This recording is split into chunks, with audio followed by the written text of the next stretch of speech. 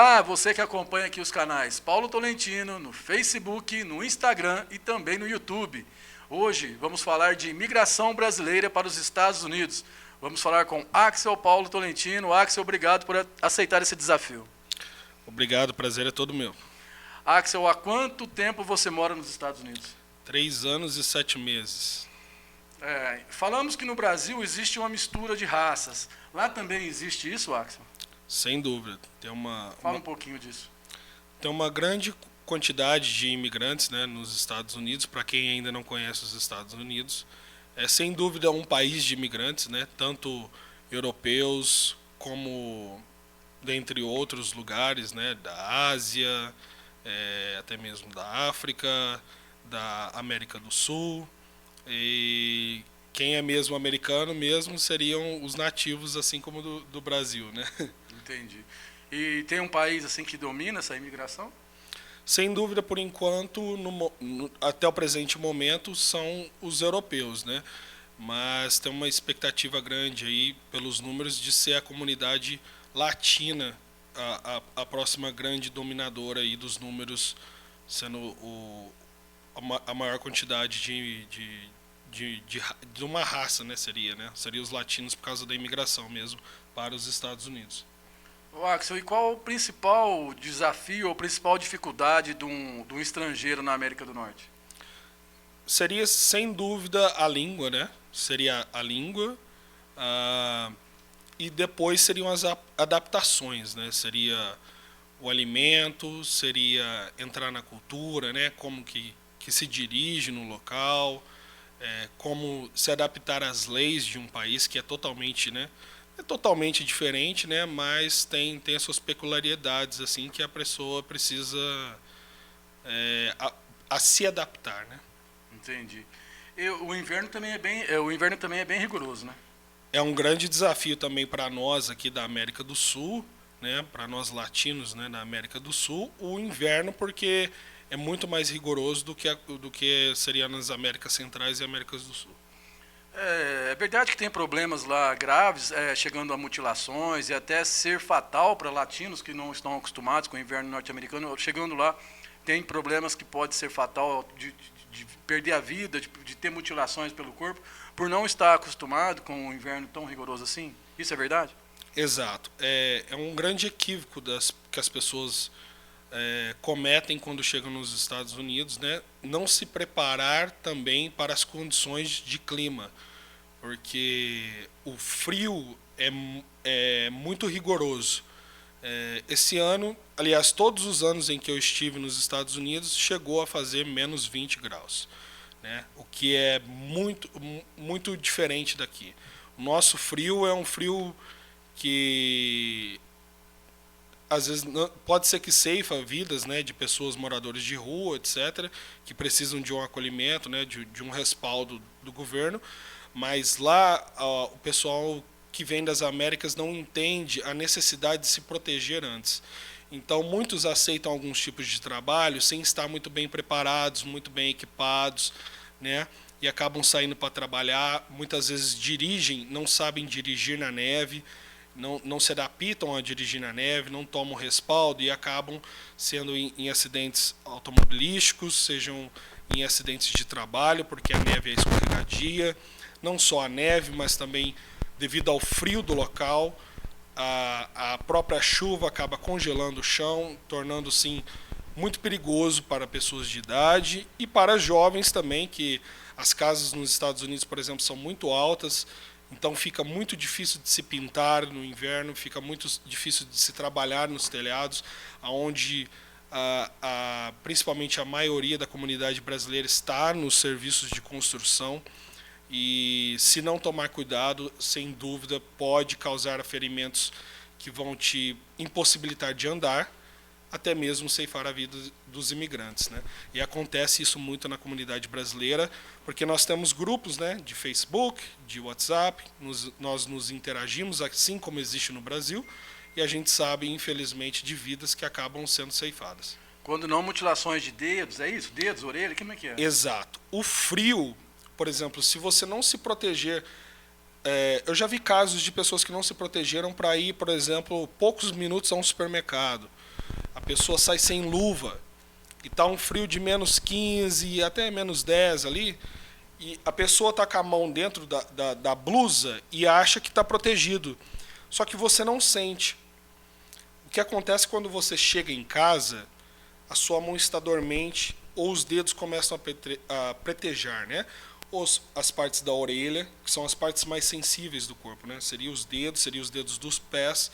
A gente acha, o corpo acaba se adaptando. O que acontece? Formiga os dedos, os pés e você não sente. Quando você chega em casa, já está pretejando, está preto, seria o sangue parado, porque congelou e não tem circulação. E acaba tendo que ir ao hospital para fazer a amputação, porque dali já não tem como salvar. Nessa questão da neve, neve muito forte, esse ano o inverno foi bem rigoroso lá, né? Sim, o inverno foi um dos fortes, né? Até os americanos falam, olha, está vindo um daqueles, né? Tem certos anos nos Estados Unidos, né? A gente nunca sabe, que neva muito menos, né? Acaba nevando ali, pouquíssimas vezes, você conta nos dedos, né? A quantidade, uma certa quantidade alta, mas tem anos que você fala, nossa, esse ano foi bom, nevou pouco, né? Mas tem anos como este ano, nevou muito, chegou a nevar num dia assim 30 centímetros, e aí já acumula com a neve do outro dia, então fica realmente um caos para ir se trabalhar, para sair de casa, né? As pessoas têm que limpar tudo, porque existem leis até para isso, mesmo que a neve não seja, né, uma coisa nossa que podemos controlar, mas, né, nós temos as nossas obrigações também, porque a calçada lá pertence geralmente ao dono da casa. Ele tem que garantir que a calçada esteja limpa para as outras pessoas se locomoverem. Existem multas para pessoas que não tomam conta disso da própria porta da sua casa. O governo não tem como controlar tudo isso, então ele criou leis, né, se adaptou. Existem o que o governo faz são a limpar as ruas, né, limpar as vias, que muitas vezes acaba até mesmo não suportando devido à quantidade de neve, principalmente nesse ano que foi. E no caso, se o morador não fizer a própria limpeza, ele pode contratar alguém que o faça, mas a responsabilidade da limpeza é dele. Exatamente. E o que é a responsabilidade do governo? As vias públicas? Seriam as vias principais, não seriam nem todas as vias públicas, porque senão não dá conta. Não tem caminhão para tudo isso, geralmente são caminhões com uma certa pá na frente, né, que eles fazem já, que ela vai empurrando a neve, vai tirando da rua, vai jogando para os cantos, que seriam a porta das casas das pessoas, depois elas têm que fazer uma viazinha, né, porque senão não dá conta, é muita neve. E o próprio caminhão, já atrás do caminhão, ele é um caminhão de carga, ele já vai soltando areia e sal, que derretem o gelo para evitar as patinações dos carros, evitar acidentes, etc. Então, e como você disse, existem pessoas que trabalham na neve mesmo, né?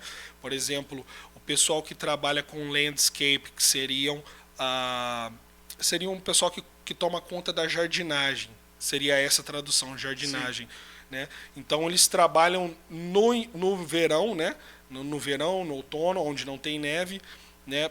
Fazendo cuidando da jardinagem, tomando conta, e no inverno eles também têm o contrato com as casas para fazer a limpeza do quintal ali, né, de muitos americanos idosos, né, que contratam, porque é muito pesado, você tem que realmente, é um serviço de pá, de tirar. E os ambientes maiores, por exemplo, se você tem uma empresa e você tem por exemplo, você tem um supermercado, você tem uma grande área de estacionamento, você contrata serviços particulares de pessoas que têm uma equipe de caminhoneiros, né, de caminhão e algum grupo de pessoas para limpar ali, né, as vias da frente do supermercado, por exemplo, ou loja, etc., para estar limpando os caminhos e para estar limpando o estacionamento. A gente é acostumado a ver pela televisão, nos Estados Unidos, os carros todos ao ar livre tomando, né, aquela neve toda. Axel, por que acontece isso? Por que esses carros não estão protegidos? Não seriam mais fáceis eles estarem lá protegidos, ao invés dos donos todo dia ter que fazer aquela limpeza para poder tirar o carro para ir para o trabalho? Sim, de fato, né? Aí a gente entra na parte da cultura do americano, né? Quando eles têm as garagens, né? Muitas casas têm garagens, e quando a gente se depara do interior da garagem, você vê que ele ele perde a utilidade de garagem e começa a se tornar um depósito. É claro que eu não estou falando de 100% dos americanos. Tem pessoas, né, que realmente usam as garagens, né, como forma de garagem. Mas é muito comum você ver que eles estão usando como um depósito e preferem deixar os carros ao ar livre. É um pouco difícil de entender, porque o carro estaria quentinho, estaria lá dentro já esperando. Porém, existe a facilidade do americano, por exemplo, de nós lá temos acesso a um controle remoto no carro, mesmo que o carro seja um pouco mais antigo, você pode instalar um controle remoto de partida elétrica. Você dentro de casa, você dá partida no carro, do lado de fora, o carro já fica na parte quente de aquecedor do carro e ele começa a esquentar com 1 hora, meia hora, o carro está ligado ali, já está derretendo a neve toda do carro e a pessoa já pode sair. Né? É um pouquinho de trabalho, só que também eles entendem que é um pouco inútil colocar o carro dentro da garagem, porque você tem que limpar toda a fora da garagem para sair até a rua. Então é inviável, eles já teriam que limpar de qualquer forma. Entendi. Então eles já chegam, já limpam o carro, depois limpam em volta. Então acaba sendo 2 serviços, eles entendem como ser um mesmo, né? E não dão muita bola para isso, realmente. Axel, mas nem tudo também é sofrimento e desespero, né? Tem também o turismo de inverno, né? Como é que funciona? Sem dúvida. O turismo do inverno é uma das questões que movimentam muito dinheiro nos Estados Unidos também. Por exemplo, este ano que eu tive a oportunidade de fazer um desses turismos, né? Nós fomos para o estado de New Hampshire, que também fica no norte dos Estados Unidos, que tem muitas montanhas famosas, né? E tem muitos hotéis já preparados para esse tipo de coisa, né? Para esse tipo de turismo. Os hotéis têm piscina aquecida, muitos deles têm espelhos em volta, então você consegue ver as montanhas são muito famosas para isso. E você tem os espelhos que você fica vendo cair neve do lado de fora, e vem pessoas dos Estados Unidos de outras regiões que não nevam para esse lugar para poder esquiar, para poder fazer o snowmobile, que são as motos de subir em montanhas com a neve, né? Seria usados para a neve, são as motos de neve, muito legal. Eu fiz ambos, fiz o esqui, fiz o snowboard, e fiz a moto também. É muito legal, e sem falar que é muito bonito, é muito belo, restaurantes excelentes, maravilhosos. É sem dúvida uma experiência que as pessoas deveriam, pelo menos uma vez na vida, fazer. Então esse turismo é bem popular também. Axel, faz 4 anos que você está nos Estados Unidos. Agora, há uns 6 meses atrás, você casou lá, né? Se casou lá com a Briana. A Briana está aqui. A Briana está passeando férias aqui no Brasil, mais precisamente em Batatais, na região de Ribeirão Preto. Eu perguntaria para a Briana, você pode traduzir para a gente, fazendo um favor, Claro. qual foi a melhor impressão que ela está tendo do Brasil, e principalmente da região de Ribeirão Preto, e uma visão um pouco negativa dos dois lados da Briana. Okay. He asked, what was the best thing you saw in Brazil or have experienced in Brazil, and what was the worst experience you had in Brazil? Okay, best experience is just everywhere you go, everyone is just so friendly and happy to see you and so hospitable, and it's so different than America, where a lot of people are more cold when you come into places because they don't know you, but even Right. strangers on the street are like super friendly and super nice here. The worst is probably the heat for me as someone that's from Massachusetts, Right. and it's cold 80% of the year, so Right. the heat and the bugs covered in bug bites. Gotcha. Ok. Ela disse que seria a melhor coisa positiva, né? Seria A impressão a positiva. impressão positiva que ela teve seria, sem dúvida, a amistosidade, né, do brasileiro. Seria o quão o brasileiro é amigo, o quão o brasileiro, né, é mais caloroso do que as pessoas da onde ela vem, né? As pessoas são mais quietas, são mais na delas, Reservadas, né? são pessoas reservadas. Sem dúvida foi isso e a comida. Agora, a questão ruim seria o calor, né? Porque ela não está acostumada, segundo ela, porque Massachusetts, de onde nós viemos, é 80% frio o ano todo. Seria 80% de frio o ano todo. Então seria o calor um pouco dificultoso e seria os insetos. Os insetos atrapalham um pouco. Ah, sim. É. A capital de Massachusetts? Seria Boston. E você está perto de Boston? A 30 minutos de Boston. Ah, legal. Ô, Axel, vamos fazer um ping-pong rapidinho, em breves palavras? Claro, vamos lá. Então, para você aí, o Brasil, Família. família. Estados Unidos. Casa. Vou te pegar. Família. Família, tudo. Projeto de vida. Sou melhor em tudo que eu faço. Seria. Legal. Axel, você tem um canal de YouTube, quem quiser ver alguma das suas matérias, das suas imagens lá, passa o endereço pra gente. Seria Tolentino TV USA, seria USA. Eu posto algumas coisas ali do meu dia a dia, curiosidades dos Estados Unidos, sempre que eu tenho um tempinho, né? Legal, obrigado por ter aceito esse desafio aqui, ficar de frente às câmeras. Imagino, o prazer é meu, foi um prazer. Muito obrigado. Obrigado por participar. Valeu.